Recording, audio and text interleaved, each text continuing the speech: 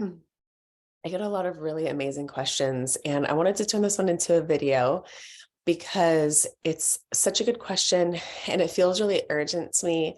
And it's going to meet anybody with tapping who has children, works with children, has a concern for children and their emotional well-being, and has ever asked me what the best way is to tap with them. So bear with me. I'm not feeling great. I might cough, but it's important to me to just get this to you so that you have it instead of not having it here for you. So the message that I got was from kind of a new follower. And she said somebody that she knows is fostering 3 little children. One was severely neglected from birth, now almost 5, and they've had him 2 years, and they're doing so much great work to help them. I've just given them their very own calming roller with oil to add to their nightly routine, knowing now what I finally understand about trauma and tapping. I wonder what God would direct to help repair these kiddos' hearts and minds so that they don't have to carry it through into adulthood. So I'm going to try to address like the vast array of how to tap with children here. I want you to just sit tight. And if you have any questions, just ask. If you're not familiar with tapping at all, you don't know the purpose of it, that's okay. There's so much great information out there. But what I'm going to tell you about it is it really is tapping on pressure points that are on our meridian system, oftentimes very similar points that we might use with acupuncture, only we don't need to use needles. Very similar to cognitive talk therapy, but we don't always need to talk. What it's doing is because the words we're using, the taps, the points that we're tapping, we're actually speaking into our subconscious that usually kicks us into a fight or flight response when it perceives that there's going to be a threat. And we're saying, hey, even though there's been threats in the past, and even though we might be concerned about threats in the future, right now, in this moment, wherever I'm at, I am safe. We're communicating a lot to our subconscious just with those words. That's for a different video, so reach out if you want it. But I cannot tell you enough how rapid and gentle the actual process of tapping is. This is another reason why it's great for kids. I love traditional talk therapy. I think there's a time and a place. However, our subconscious that holds all of our trauma, it knows everything that's ever been said or done to us, just wants to protect us from those horrible things happening ever again. So it scans our atmosphere all day, all night, looking for whatever could look, act, feel similar to that thing. It's a lot of energy drain. And when we talk about it in therapy or vent about it to our friend, our subconscious doesn't know the difference between that painful event being spoken about or actually being relived and happening in real time. This is why we need tools that actually help to unlock that trauma, pull it from the root, and get it filed into a proper place and time. This is why something really old can feel like it's just happening right now today, or we can feel it or remember it as if it was yesterday when maybe it was 2 years ago or 10 years ago. Some things help wire it so it continues to feel like it's happening right now. Other things like tapping help to place it in its proper time and place so that we can just experience here today exactly what we're supposed to experience here today. So I want to address kids who might be receptive to tapping. Okay, these are going to be little kids, big kids, any kids that might be receptive. And you're going to have to use your discernment on their age, how well they're going to understand. But I would let them know that you learned this weird tapping thing, and for some reason, it really helps you to feel better when things feel bad. Okay, I would just explain it that way. It's really important, I think, to express that it seems weird because I think that's one of the reasons why people don't try it or give it a chance, is because it actually seems really strange. But what people learn that have experienced it is the strangest thing about it is not how it looks, but it's how well it works in a time that so many things don't work. So I would like you to consider letting these kids know, and this is just to avoid like them having a heavy emotion and you going, oh, I want you to tap on it. Now that's just might be too much for them to try something new instead of just feeling the emotion. Our goal is to let them feel the emotion, feel it safely, and to get it unwired out of their system and filed in its proper place so that they can emotionally regulate. You have to think of their little bodies, especially these kids who've had a lot of trauma, as sponges. And when our sponge is full of pain and hurt and trauma and fear and sadness and insecurity, we can tell them to smile and tell them to be happy and whatever, but their sponge is full. And so with tapping, we're actually squeezing the sponge out of all of those yucky energies, frequencies, feelings, memories. And then we're left with a nice, dry little sponge that whatever you dip in, it'll soak up because now there's room to soak it up. So kids are the easiest to tap with. I really believe if every single child had an opportunity to tap through whatever experiences they had in life, we would have world peace because we would all be so regulated and clear-minded of ourselves and others. So I would let these kids know, whoever your kids are, however you speak to them, whatever feels right, let them know, hey, there's this thing.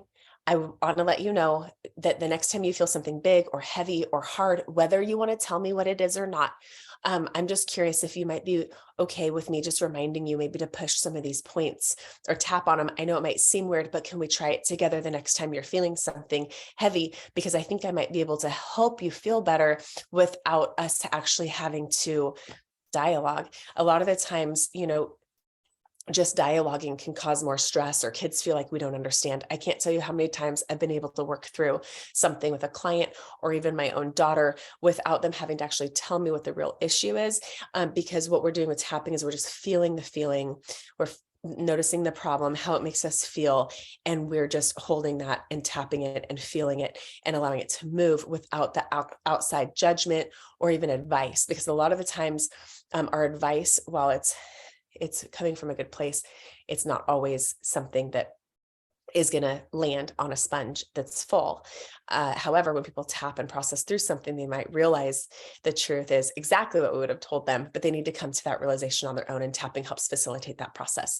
So what I would do, I would say to these people specifically who have foster kids, who have high trauma in their life, is to when they're acting out or when they're feeling something big, angry, whatever it is, to get on their level. And I suggest this with any child, get on their level, come down to them. Don't be up here over them, come down to them, grab their cute little hands if they'll let you, look them in the eyes, okay? Come into this with them. If you think about it, this is what most of us didn't have, is somebody that just came into where we were at. Instead, we were feeling our stuff while everyone was over there. Come into it and ask if they will just take a nice clean breath, and then ask them to follow along with you, tapping the points, which you're going to want to learn the points. And there's another video for that. But just for starters, just press and hold this point. I have a challenge going on right now, and it's because this point is so easy to access and it has so much power in it. And so you can just let them feel their feelings and tell them, hey, press this point, breathe after me, just follow after me. And as long as they're accessing a point, even if they're just pressing it, even if they're not using all the points, even if they're not tapping, have them just press it and continue to breathe. Feel what they're feeling. Okay, that's enough right there. If you stick with it long enough, and if they'll stay with you, something will shift and move.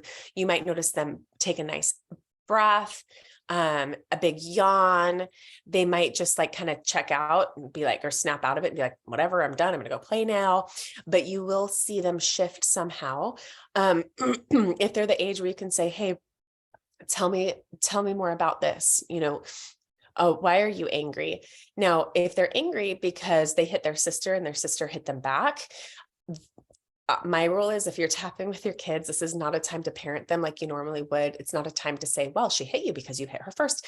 This is not a place of reason. This is a place of feeling. They will come to the right answer and they will neutralize. I promise, if you just stick to this work, it's such an incredible gift, truly, from God for our nervous system for a time like this, such stressful times. So let them just press and hold. 1 point's fine. Breathe. If they're willing to express why they're angry, let them express why they're angry. I'm angry because my sister hit me. Okay, you're angry because your sister hit you. Yep. Okay, tell me again. I'm angry because my sister hit me. Okay, well, tell me again. I'm angry because my sister hit me. All you want to do is just let them feel the feeling, talk, whatever they'll share. This is going to be the most powerful tool you could ever give your child, no matter their trauma load, that you could give yourself. I can't express it enough. That's the perfect step for beginners and also the most powerful. The only way tapping won't work is if you don't try it. So use that. When it comes to teenagers, so teenagers might be like, that looks weird or that's weird. Same thing. Let them know it looks weird. But the rule is, if I'm sitting here with you and if you're okay to tap, or if you're okay to press and hold a point, I'm going to be hands off as parent, and I'm going to just let you talk. I'm going to let you feel, and I'm going to let you breathe. That's what we want our kids to do, is really learn how to sit with their feelings, not feel like they're being judged, not feeling like they're being forced to do something they don't want to do. And I can't tell you enough how much you will learn from your children about them by simply giving them permission to feel something, inviting them to stick with it. Just press and hold a point, breathe through it. As you get this habit going and start to get a feel for it and see how it works for you and your kids, then I want you to move into learning the different tapping points. You can still press and hold them. You can tap through them. Just keep it really simple for now. I'm sorry. Let's talk about infants, children that you can't communicate with, maybe that are still within your like grab and hold reach. You can still just press and hold this point or any of their points while they're crying, while they're upset, while they're feeling something. If you have any questions, please let me know. I can just promise you what this is doing is it's just allowing your child, this child, to feel whatever it's feeling. They don't really know. And especially these children that are mentioned who have like trauma, in infancy, they might not remember, they might not know that when they're like acting out here in this home, they're really actually responding to something that happened in those younger years that they don't remember. Their body knows, their body knows, their body knows, their body knows. And so if they get to say like, I'm angry right now, and they're just feeling that right now, their body knows that this feeling first happened back there in infancy. And when you're sitting here with them working on this feeling today, their body is weaving all the way back in time, going to any other time their little body felt that feeling, grabbing it and pulling it from the roots. This helps everybody feel so much more present in the actual moment that's going on, instead of so uncontrollably attached to the past. Any age, I'm here for you. I hope this helps. Again, let me know if you have any questions, and please, please, please give yourself a gift that keeps giving. I can't say enough about it. If you are a Christian and you have some concerns or you have questions, reach out to me, because this is definitely a tool that some Christians are feeling a little unsettled about until they understand it. I really believe God created our nervous system. He created our body. Jesus touched people and healed them. And I believe that this tool is for a time such as this, when things are so stressful. We feel like we try so many things. It feels like nothing works. I just had somebody say to me, this is amazing. Of all the things I've ever tried, of all the things that never worked, it's amazing to just be doing something that actually works. I can tell you this is not from the enemy. This is freedom. This is goodness. This reconnects you to the person that you are, the person that God created you to be. It helps reconnect these children to the person that God created them to be. And when just one family member takes time to do this work, it can help the whole entire family dynamic. So just imagine if two of you were doing it together, or if mom or dad is doing it with the children, or if you guys are sitting in a circle. This is a good one. If you have kids the age where you can all gather in a circle and you can do this, like we're going to say, hey, 5 minutes every night, we're just going to tap together. And what you can do is you can have the kids if they write, okay, or you can say it, get creative. You guys know your kids, something, that I'm scared of. Everybody's going to write on a piece of paper something they're scared of, or everybody's going to think of something they're scared of. Everybody has something they're scared of. Yes. Okay. And you guys can go through the ones. I'm scared of this thing. I'm scared of this thing. I'm scared of this thing. I'm really scared of this thing, but I'm safe right here at home. What you're doing is you're letting each of them think about their thing they're scared of, because it's just that feeling, right? Different stories for everybody, but it's the same feeling.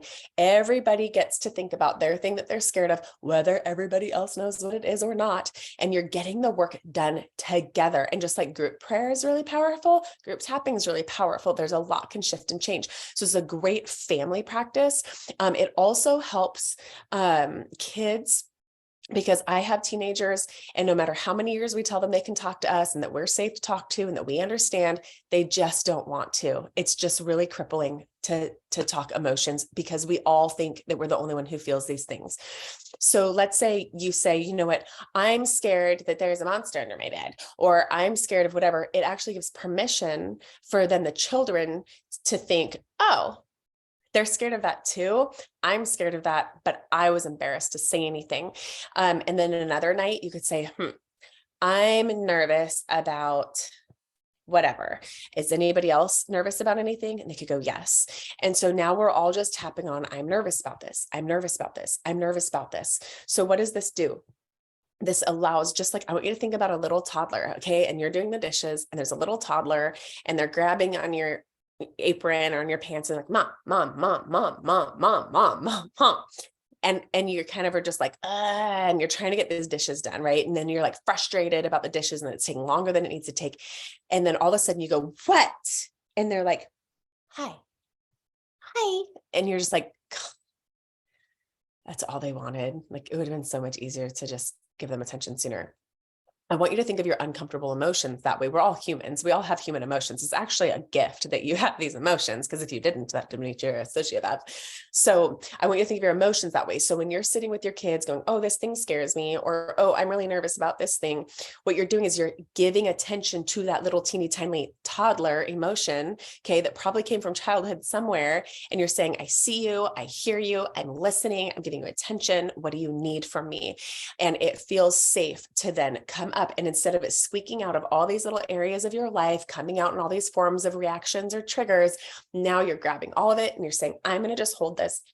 I'm going to pay attention. I'm going to be mindful of this. And with the tapping, it will shift. It'll dislodge. Something will change. And oftentimes in the tapping, you're focusing in on something heavy. Okay. The annoying little toddler emotion.